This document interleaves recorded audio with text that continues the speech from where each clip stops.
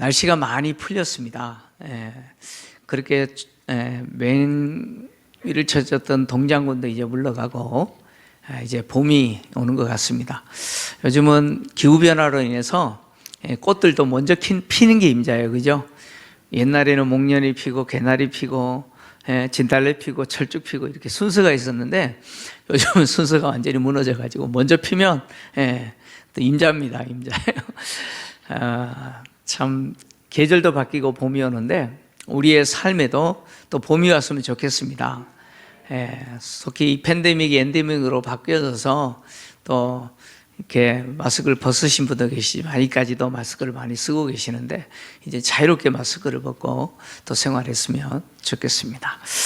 그날을 하나님 속히 주시기를 또 기도하고, 지난주에 이제 두 번째로 학계 선지자에게 하나님의 말씀이 임한 것을 다루었습니다.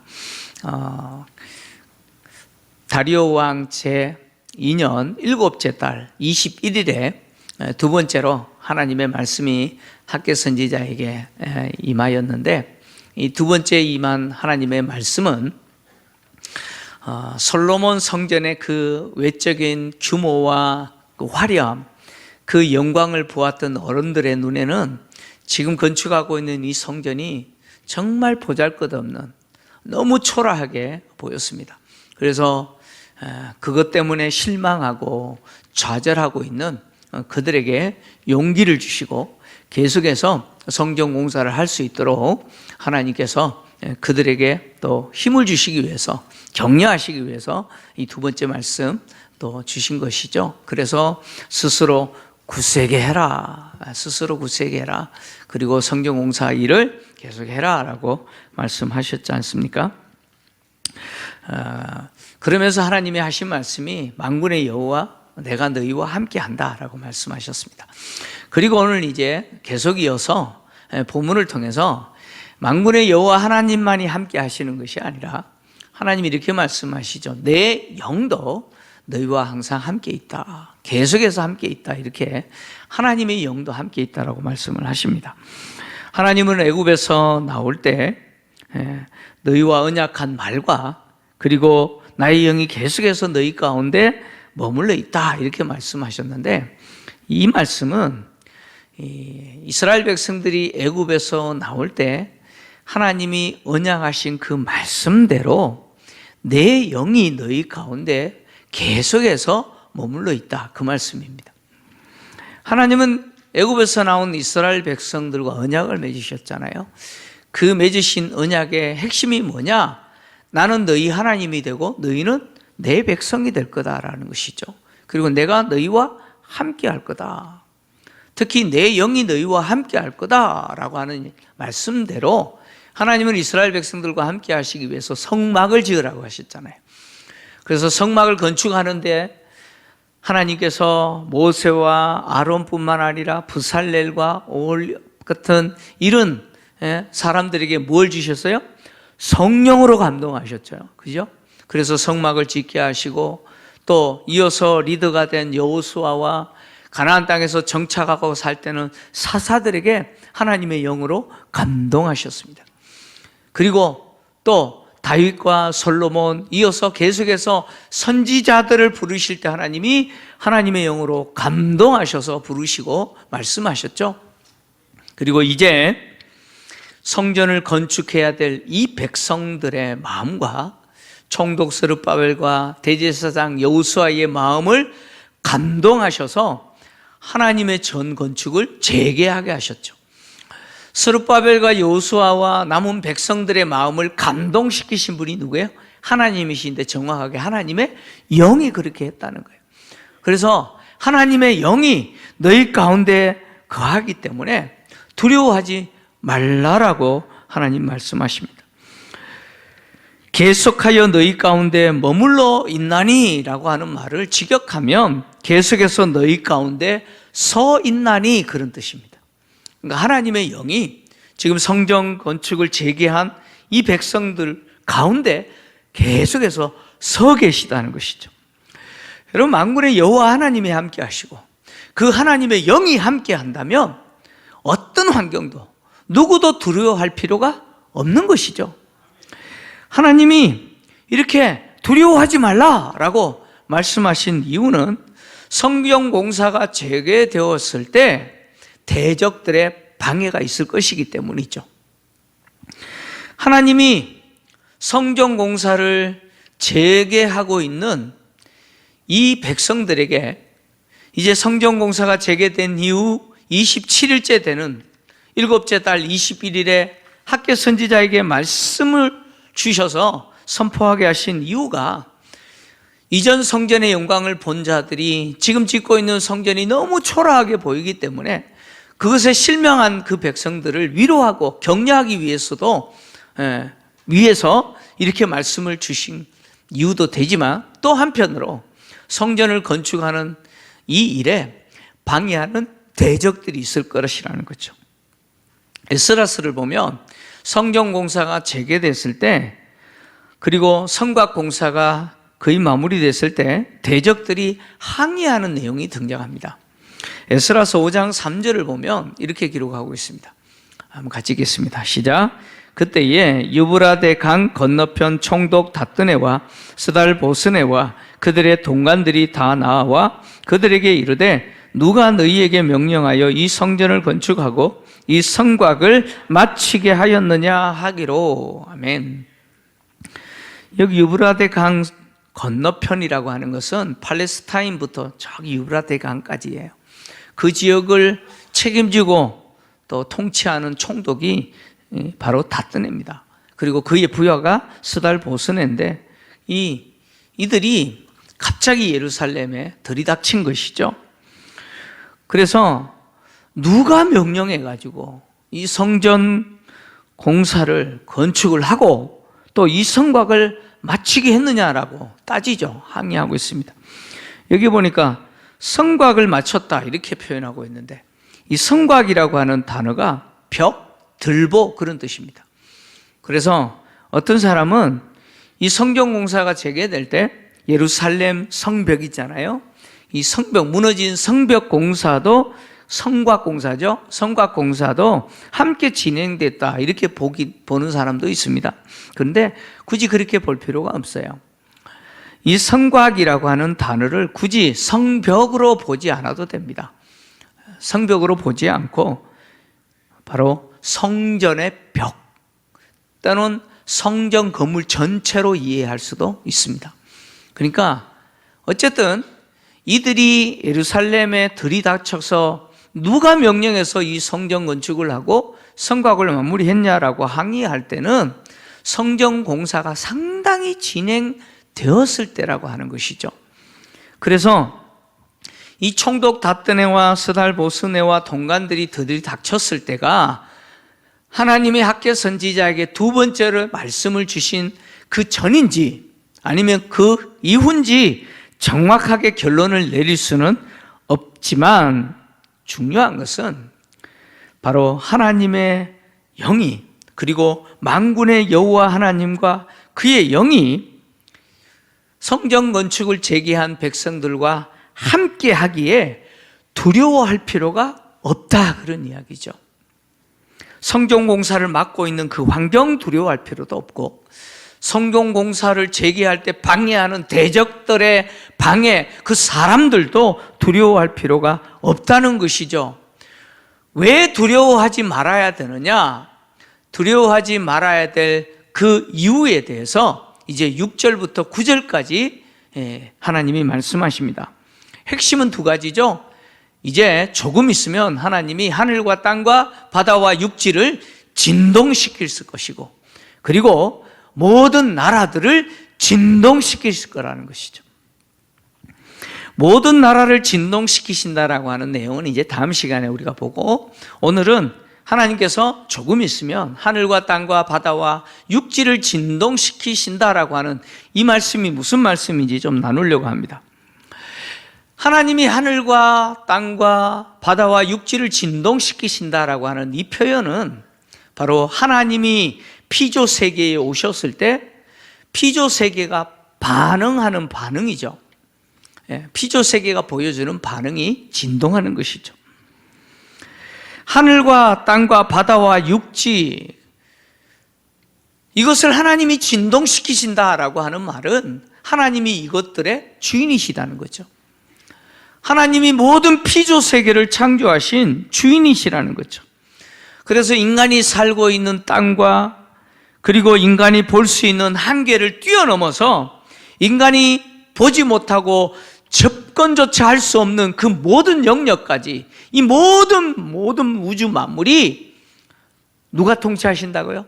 하나님이 통치하신다. 하나님이 주인이시다. 그런 이야기죠. 따라서 이 피조 세계를 초월해 계시는 그 크고 위대하신 하나님이 피조 세계 가운데 오실 때 여러분 하늘과 땅과 바다와 육지가 진동하는 것이죠. 진동하는 것이죠. 여러분 옛날에 조선시대에 임금이 북변동을 방문해요. 임금님이 북변동을 방문한대요. 북변동이 뒤집어질까요? 안 뒤집어질까요? 네, 뒤집어지겠죠. 여러분 그 생각하시면 됩니다. 온 우주 만물을 창조하신 그 절대자 되신 주인 되신 하나님이 피조세계에 오시면 피조세계는 뒤집어지는 거예요. 하늘과 땅과 바다와 육지가 진동하는 거죠. 지진이 일어나는 것이죠.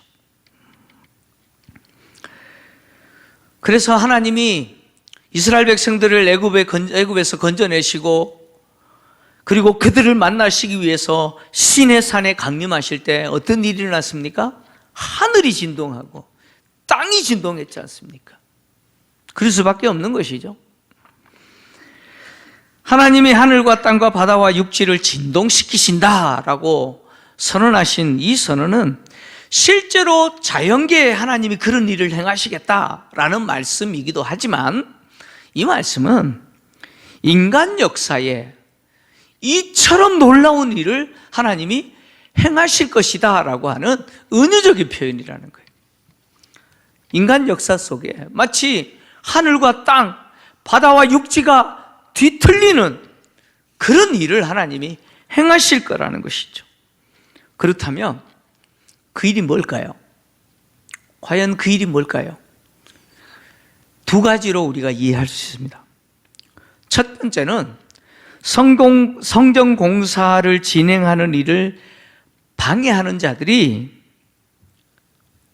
지금 페르시아 황제를 의지해서 지금 방해하고 있거든요. 막고 있어요.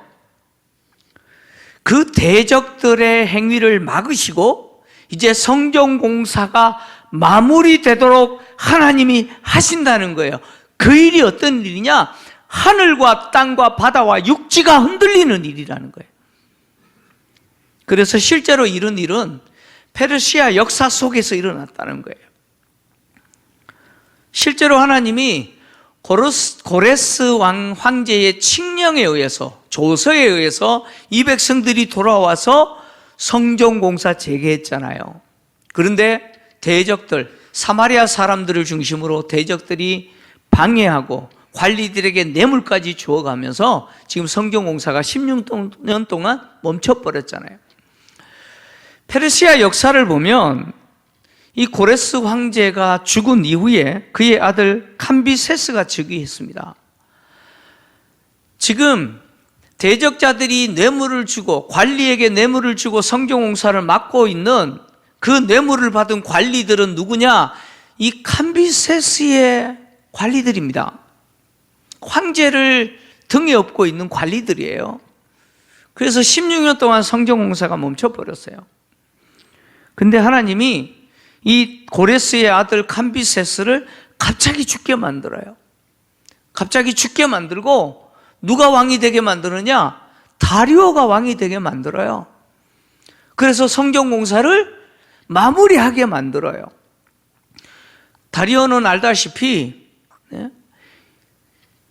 고레스가 내린 그 조서를 확인하고 그 조서대로 성전 공사가 진행되도록 방해하지 말 것과 또 유프라데스 강 서쪽에서 거둬들인 세금으로 성전 공사하는 사람들에게 봉급을 주고 예루살렘과 유다 지역의 사람들이 바쳐야 될 세금을 면제시켜 주잖아요. 그래서 성전 공사를 마무리하게 만들잖아요. 그래서 이 페르시아의 역사를 보면 고레스가 죽은 이후에 그의 아들 감비세스가 이어서 통치하고, 감비세스를 또 등에 업고 관리들이 성전 공사를 방해했는데, 이 감비세스가 애굽을 정복하고 돌아가는 길에 서론에서 다뤘죠. 갈멜산 인근에서 갑자기 죽어버려요. 갑자기 죽어요. 또 그 시점에 페르시아 그 본국에서는 어떤 일이 일어나느냐? 반란이 일어나요. 그때 이 감비세스의 군대죠. 이 군대가 다리오를 왕으로 추대하고, 그래서 다리오가 감비세스의 군대를 이끌고 본국으로 돌아가서 그 반란군을 제압하고 진압하고 이제 왕이 되잖아요. 그러니까 당시 고대 근동 지역을 지배하고 통치했던 이 페르시아 제국의 황제가 갑자기 죽고, 또 그 제국 안에 반란이 일어나고, 또 그 반란이 진압되고, 그래서 다리오가 왕이 되어서 성전 공사를 마무리하는 이 일련의 모든 일들은 바로 하늘과 땅과 바다와 육지가 뭐예요? 진동하는 사건이었다는 것이죠. 여러분, 그렇지 않습니까? 제국의 황제가 죽고 그 아들이 왕이 되고 그 아들이 갑자기 죽고 반란이 일어나고 또 그 반란이 진압되고 하는 이 일련의 과정들은 한편 고대 근동의 역사의 소용돌이잖아요. 그죠? 근데 그 일을 누가 하셨다고요? 하나님이 하셨다, 그런 이야기죠. 거대하게 흐르는 강줄기처럼 유유하게 흐르는 그 인류의 역사, 인간의 역사는 사실 위대한 영웅 호걸이 등장하다가 사라진 역사 아닙니까? 그래서 혹자는 인류의 역사를 승자의 역사라고 하잖아요. 패자는 이름도 기록이 안 돼요. 이긴 자만이 이름이 기록되어 있잖아요. 이렇게 영웅 호걸이 등장하고 사라지는 이 인류의 역사, 그래서 거대한 강줄기처럼 흘러가는 이 거대한 인류의 역사가 영웅 호걸들에 의해서 시작되고 진행되는 것처럼 보여도 그 인류의 역사를 이끄시는 분은 누구시라고요? 하나님이시라는 거예요. 하늘과 땅과 바다와 육지를 진동시키시면서 인류의 역사의 소용돌이 가운데 역사하시는 분이 누구예요? 하나님이시다. 하나님이시다. 실제로 하나님은 이사야 선지자를 통해서 인류의 역사를 하나님이 통치하신다는 사실을 보여주세요. 이사야서 45장 1절을 보면 이런 내용이 등장합니다. 한번 같이 읽겠습니다. 시작. 여호와께서 기름 부음 받은 고레스에게 이같이 말씀하시되 내가 그의 오른손을 붙들고 그 앞에 열국을 항복하게 하며 내가 왕들의 허리를 풀어 그 앞에 문들을 열고 성문들이 닫히지 못하게 하리라. 아멘. 하나님이 이사야 선지자에게 앞으로 150년 정도 뒤에 등장하게 될 고레스라는 사람의 실명을 이야기하시면서 그를 통해서 열국을 정복하게 될 것이고 열국들이 성문을 열고 그에게 정복당하게 될 거다, 이 말씀을 하셨다는 거예요. 고레스라는 인물이 태어나기 150년 전에 하나님은 이미 페르시아에 고레스라는 황제가 등장할 거라고 이야기하고 있다는 것이죠. 성경이 말하는 이 고레스, 이사야 선지자가 말하고 있는 이 고레스 왕은 세상 역사, 인간 역사에서는 페르시아 황제로 등장한 키루스 2세를 이야기합니다. 키루스 2세. 그는 주전 559년부터 주전 530년까지 대략 30년 동안 페르시아를 통치했던 황제입니다. 그의 칙령에 의해서 이 백성들이 돌아와서 지금 성전 건축을 하고 있는 것이죠. 이사야 선지자는 주전 700년경에 활동했던 선지자입니다. 근데 그 이사야 선지자가 주전 500년경에 등장하게 될 고레스라는 인물을 실명을 언급하고 그를 통해서 세상이 정복당하게 되고 심지어 바벨론이 심판당할 것을 이야기하는 겁니다. 하나님이 이사야 선지자를 통해서 말씀하신 그 말씀대로 정확하게 바벨론이 고레스에 의해서 멸망당하는데, 고레스가 바벨론 성을 함락시킬 때 전쟁하지 않았어요. 바벨론 백성들이 성문을 열어요. 성문을 열어서 고레스의 군대를 환영했어요. 그래서 바벨론이 무너졌어요. 성경에서 말씀하신 대로 성문을 열고 고레스가 바벨론을 정복한 거죠. 그래서 이 성경의 이 내용에 대해서 비평적인 시각으로 바라보는 비평적 학자들은 지금 이사야 선지자가 말하고 있는 45장 1절의 이 고레스에 대한 이야기는 우리가 알고 있는 그 이사야, BC 700년경에 활동했던 그 이사야가 기록한 게 아니고 고레스가 등장한 이후의 페르시아 시대에 기록된 거다. 그래서 이것을 기록한 사람은 이름이 알려져 있지 않는 이사야가 기록했다. 그래서 비평적 학자들은 이사야서를 제1 이사야, 제2 이사야, 제3 이사야, 심지어 제4 이사야까지 이야기합니다. 근데요, 이사야서는 1장부터 66장까지 전체 우리가 알고 있는 그 이사야, BC 700년경에 활동했던 그 이사야 선지자가 기록한 겁니다. 하나님 이사야 선지자를 통해서 당신이 세상 역사를 통치하시는 분이라는 거예요. 그래서 아수르를 도구로 사용하시고 바벨론을 도구로 사용하신 하나님이 페르시아도 도구로 사용하실 거라는 거예요. 그리고 페르시아를 도구로 사용하신 그 하나님이 헬라 제국을 도구로 사용하시고 헬라 제국을 도구로 사용하신 그 하나님이 로마 제국을 도구로 사용하셔서 당신의 계획과 당신의 뜻을 이루시는 분이 누구예요? 하나님이시라는 거예요.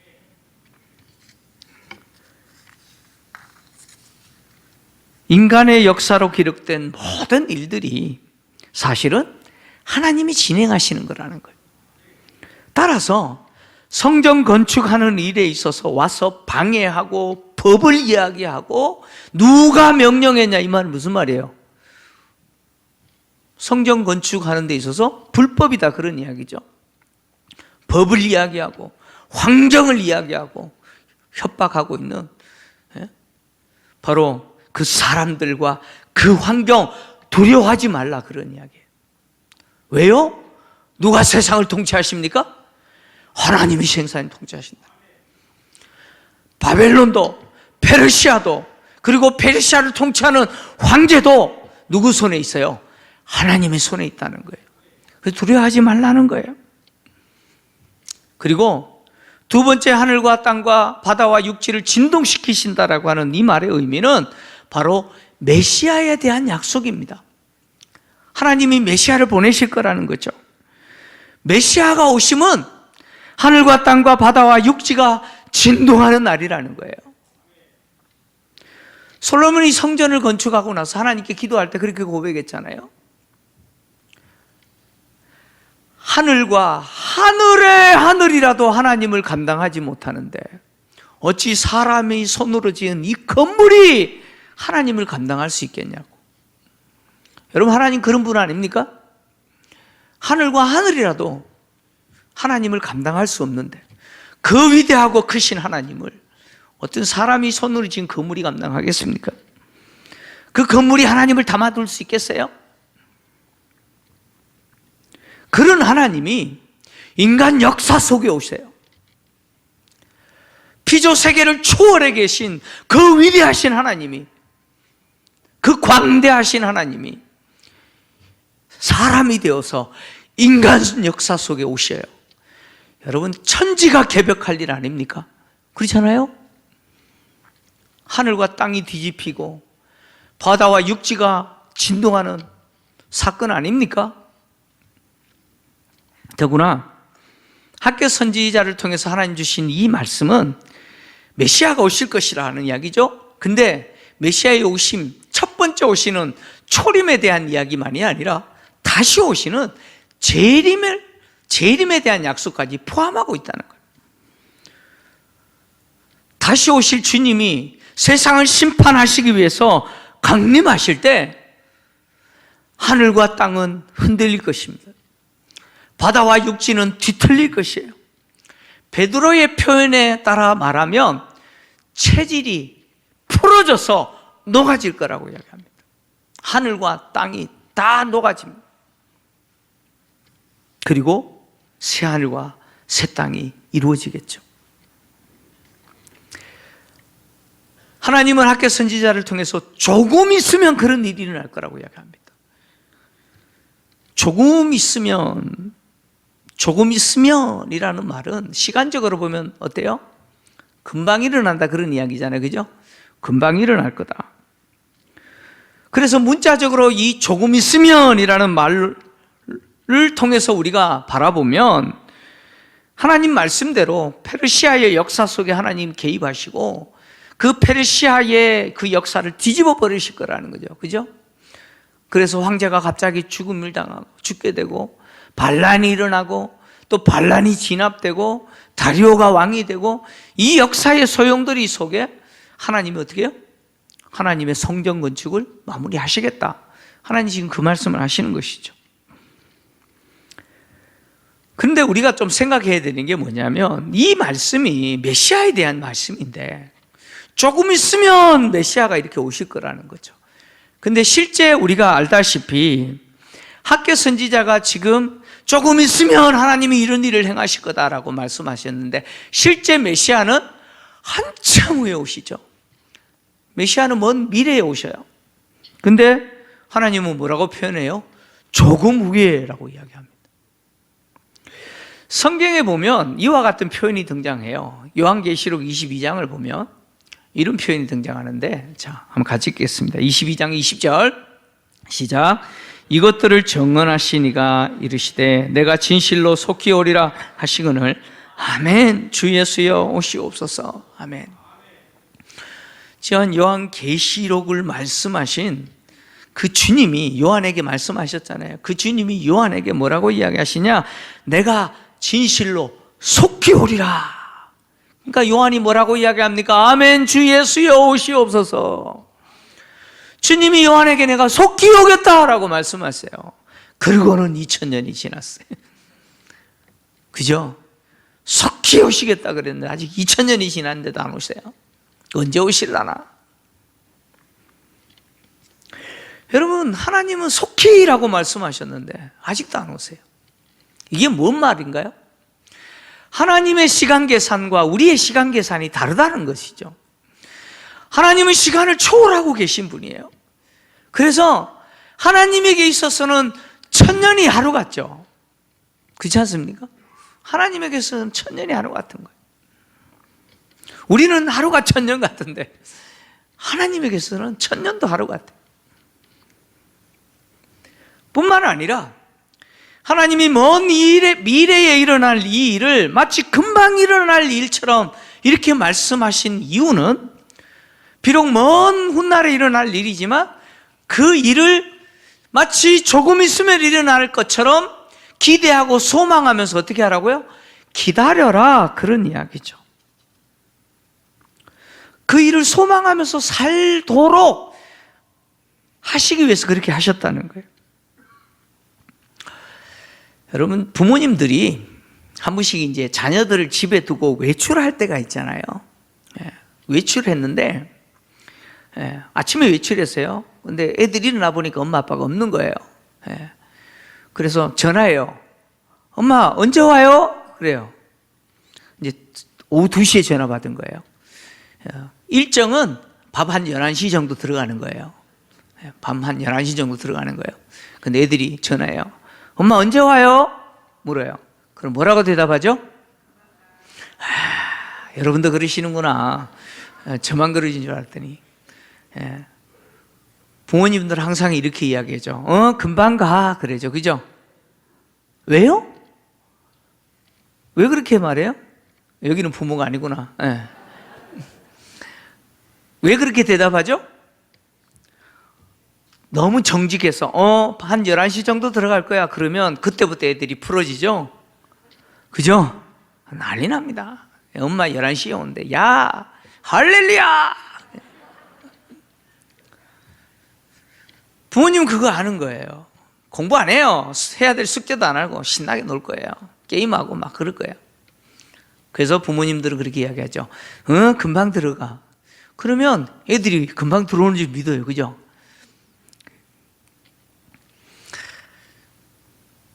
인간은 먼 미래에 일어난다 그러면 안 기다려요. 안 기다려요. 만약에 주님이 내가 2025년 12월에 내가 다시 온다.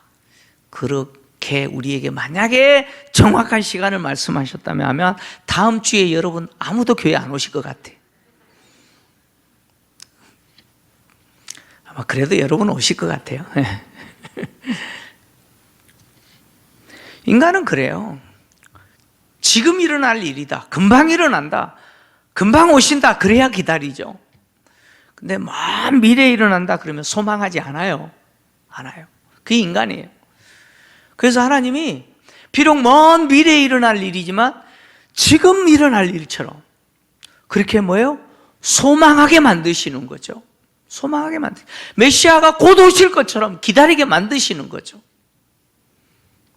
그렇게 오신 주님이 이제 다시 승천하시고 다시 오심에 대해서 약속하실 때 또 이렇게 약속하셨어요. 사도행전 1장 10절에서 11절 같이 읽겠습니다. 시작. 올라가실 때에 제자들이 자세히 하늘을 쳐다보고 있는데 흰 옷 입은 두 사람이 그들 곁에 서서 이르되 갈릴리 사람들아 어찌하여 서서 하늘을 쳐다보느냐 너희 가운데 하늘로 올려지신 이 예수는 하늘로 가심을 본 그대로 오시리라 하였느니라. 아멘. 예수님이 승천하셨어요. 제자들이 그 승천하신 예수님을 끝까지 쳐다보고 있는 거예요. 그러니까 흰 옷 입은 두 사람 천사예요. 두 천사가 갈릴리 사람들아 어찌하여 서서 하늘만 쳐다보고 있느냐. 하늘로 올려지신 예수는 너희가 본 그대로 오시리라. 이 말은 무슨 말이에요? 금방 오신다. 금방 오신다 그 이야기예요. 금방 오실 거라는 거예요. 하나님은 성공명사를 진행하면서 환경과 방해하는 사람들로 말미암아서 두려워하는 이 백성들을 향해서 두려워하지 말라고 이야기합니다. 인간의 역사, 페르시아 제국의 역사를 하나님이 통치하신다. 하나님이 모든 환경을 통치하시고 다스리신다. 너희들을 둘러싸고 있는 그 환경, 너희들을 방해하고 대적하는 사람들 두려워하지 마라. 왜? 하나님이 통치하신다. 뿐만 아니라 조금 있으면 이런 일을 행하셨다. 조금 있으면 하나님이 하늘과 땅을 바다와 육지를 진동시키실 거다. 너희들은 그 일을 행하실 하나님을 기대하고 조금 있으면 일어날 그 일을 기대하면서 소망하면서 성경 건축하는 일 계속해라. 하나님 그렇게 말씀하시는 거예요. 하나님은 학개 선지자를 통해서 주신 약속대로 조금 있으면 하늘과 땅과 바다와 육지를 진동시키고 모든 나라를 진동시키실 거다라는 약속대로 하나님은 페르시아 제국을 흔드셨잖아요. 그래서 성전 공사가 마무리되도록 하셨어요. 뿐만 아니라 하나님은 그 약속대로 오셔야 될 메시아를 이미 2000년 전에 사람이 되어서 세상 역사 가운데 오게 하셨잖아요. 우리는 하나님이 학개 선지자를 통해서 주신 이 약속의 말씀이 이미 이루어진 사실을 보고 있는 사람들이에요. 얼마나 복된 사람인지 몰라요. 이미 이루어졌다는 사실, 하나님의 약속이 얼마나 정확하게 성취되고 있는지, 성취되었는지 우리는 확인하고 있는 사람이죠. 뿐만 아니라 학계 선지자를 통해서 천지가 개벽할 일, 하나님이신 그분이 인간이 되어서 인류 역사 가운데 오신다라고 말씀하신 그 말씀대로 예수께서 오셨고 이미 확인한 거예요. 이미 하나님의 말씀이 이루어진 것을 확인한 거예요. 뿐만 아니라 그분이 다시 오시리라 라고 하는 그 약속의 말씀, 우리는 이미 이루어진 말씀에 근거해서 반드시 이루어질 거라고 오늘 또 믿고 곧 오실 주님을 기다리면서 소망하면서 사는 자들이 누구예요? 저와 여러분이에요.